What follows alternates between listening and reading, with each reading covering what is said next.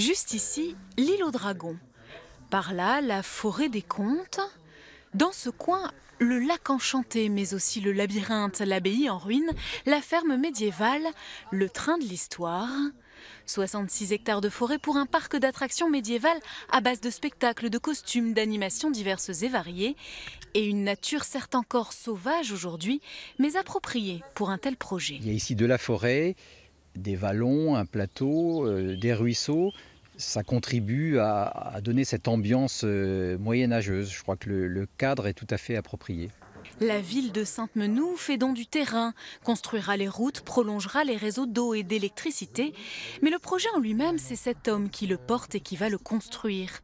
Propriétaire d'une discothèque de Châlons en Champagne, il rêve de l'endroit depuis plusieurs années et il le rêve en grand. Alors c'est un sacré pari, simplement aujourd'hui la clientèle est habituée à voir et à visiter des parcs qui ont une certaine ampleur. Donc si on veut avoir une durée de vie dans le temps, on devait au moins être à la hauteur de ce qui existe aujourd'hui.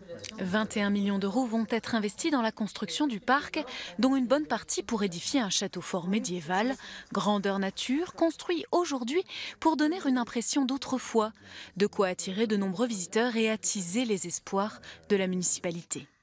Pour un emploi créé sur ce type de projet, ce sont 2 emplois en périphérie qui se créent également autour de tout ce qui va être la restauration, l'hébergement, l'animation du territoire. Donc en clair, ce que l'on attend, c'est que ce projet nous fasse rentrer dans la spirale vertueuse.